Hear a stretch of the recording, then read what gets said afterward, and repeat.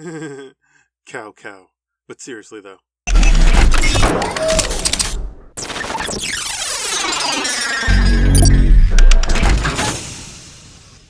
Cao Cao the Conqueror, the founder and warlord of the Wei Kingdom and the penultimate chancellor of the Han Dynasty. He has been a driving force in the entire Dynasty Warriors series since the beginning. Although sympathetic in the Wei campaigns, he and his entourage are seen as tyrants. Are the games correct in making that portrayal? Well, let's find out. Cao Cao was born into a noble family in 155. His father, Cao Zong, had recently adopted the Cao family name. In his adolescence, Cao Cao was known for his craftiness, but his uncle did not have his favor. When Cao went into a fit, his uncle informed his father. However, when Zong came to discipline his son, he found him behaving like normal. Nothing of the sort ever happened. My uncle accuses me of everything because I have lost favor with him. Throughout his youth, Cao Cao was given praise by many scholars for his talent and potential. But what stuck with Cao Cao was a comment made by a fortune teller named Shu Chao in Runan. In peace, you are an able subject. However, in chaos, you are a crafty hero. When the Yellow Turban Rebellion broke out, Cao Cao had already served as a disciplinary captain and governor for the Han. However, he was not well liked due to his resistance to the corrupt eunuchs in the court. Cao Cao is one of the many generals recognized for being able to suppress the Yellow Turban Rebellion. After suppressing the rebellion, Cao Cao helped in restoring order within the Han by defeating the corrupt 10 eunuchs. When Dong Zhuo usurped the throne, Cao Cao was one of the few who spoke against him. In fact, legend has it that he volunteered to try and assassinate him since they were already well acquainted. During Cao Cao's visit, he was immediately found out and was forced to flee from the wrath of Dong Zhuo's newly adopted son, Lu Bu. With the help of a man named Qin Gong, Cao Cao was able to escape. Once to safety, Cao Cao convinced a wealthy local named Wei Hong to help him raise an army, which included members of his extended family, Zhao Dun, Zhao Yuan, Cao Ren, and Cao Hong. This also got the attention of wayward soldiers Yue Jin and Li Dian. This newfound army of Cao Cao would join the allied coalition against Dong Zhuo. This coalition did not last too long, as many warlords, including Cao Cao, felt that the alliance after their first major battle did not have their priorities straight, because many of their leaders, who were mostly nobles, were not interested in getting support from commoners. This is where Cao Cao's military campaign truly begins. In 196, Cao Cao was prompted by his advisor Jun Yu to gain favor with the emperor. However, it was clear to many that Cao Cao was the one that had the emperor under his influence. Despite that he adhered to his personal strict rules that would not allow him to usurp the throne, his advisors still urged him to do so anyway. If heaven bestows such a fate upon me, let me be King Wen of Chao. During his earlier campaigns, Cao Cao's family was slaughtered in Chu province under the care of a close friend, Tao Qian. He massacred civilians in Chu to avenge his clan, claiming Tao Qian responsible. However, he was forced to retreat upon hearing Lu Bu was advancing on his territory of Puyang. With an alliance with Liu Bei, Cao Cao was able to defeat Lu Bu and then turn his sights to his childhood friend, Yuan Shao. My lord, your clear thinking is superior to Yuan Shao. Your daring is superior to Yuan Shao. Your ways of employing men is superior to Yuan Shao. Your decisiveness is superior to Yuan Shao. You cannot lose this battle. In year 200 at Guangdu, Cao Cao was able to overcome Yuan's superior numbers and put an end to the Yuan family, thus uniting all of northern China. He was also able to completely suppress and merge remnants of the Yellow Turbans into his army. This gained him favor with several famed strategists and warriors such as Guo Jia and Yu Ji. Riding high on these successes, Cao Cao sought to eliminate both Sun Quan and Liu Bei at Chebei with superior numbers. He made the same mistake Yuan Shao did when Cao defeated him. Thanks to a false alliance with a man named Pong Tong, most of Cao Cao's naval ships were destroyed in a fire attack. it was a damaging loss for both Cao Cao's army and his pride. In 216, Cao Cao declared himself king of Wei and continued his campaign in Hanzhong, where he acquired the aid of generals Han Sui, Peng De, and Zhao Eng. This is where his role in the front lines were significantly reduced. Now there is a lot to take away from this interpretation of Cao Cao.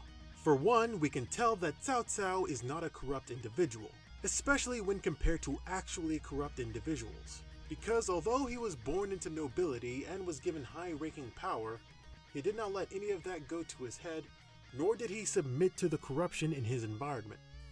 Cao Cao saw that the land was in chaos and knew that it needed to be brought to order, and he was going to do it by whatever means necessary. He was not above helping the common man, he was also not above killing them, but you can see that he treats nobility the same way. Yuan Shao, his childhood friend, got it the worst. He is always shown thinking with a good balance between his head and his heart. He knows for sure that the actions that he is going to take is going to leave a terrible stigma on the populace. Cao Cao did respect his enemies and the power that they wield. For example, he was going to add Lu Bu to his ranks along with Zheng Liao. Cao Cao, no! However, at the request of Liu Bei, he was executed. Can you imagine the possibilities Cao Cao would have had if Lu Bu was added to his ranks?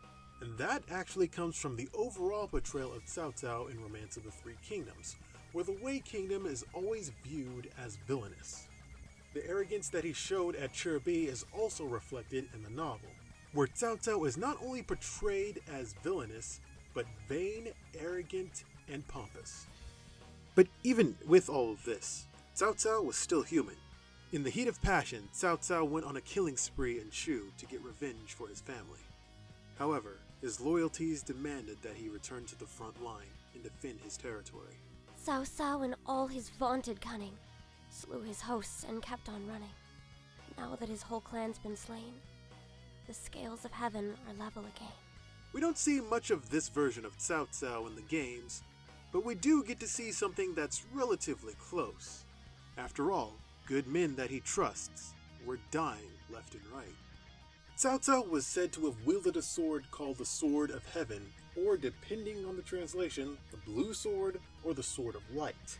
Romance of the Three Kingdoms tells of how Cao Cao left the weapon in the care of a relative and it was taken by Zhao Yun, which led to Cao Cao wanting to recruit the soldier.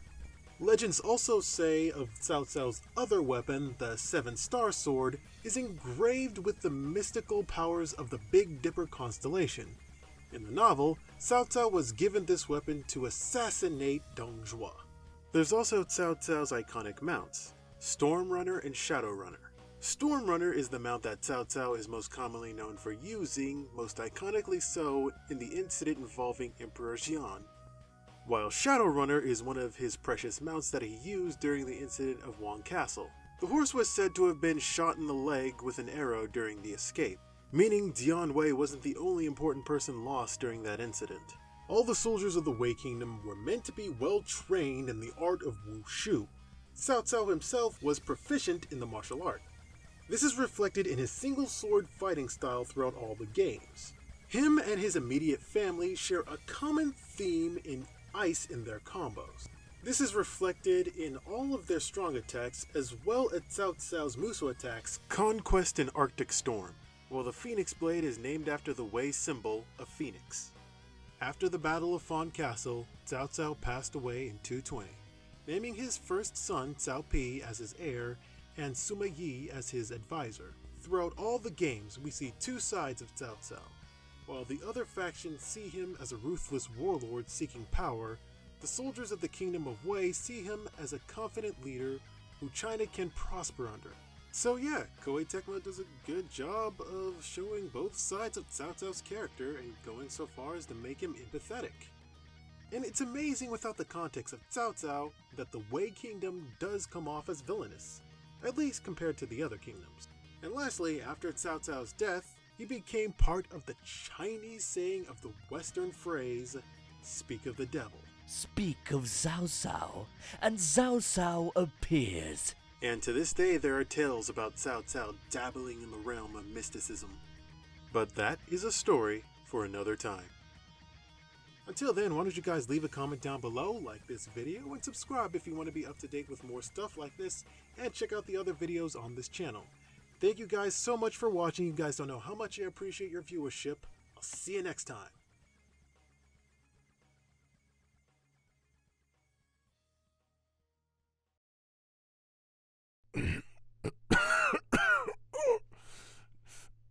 Tell my son,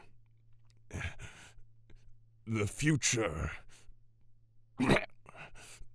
is in his hand. That was too easy.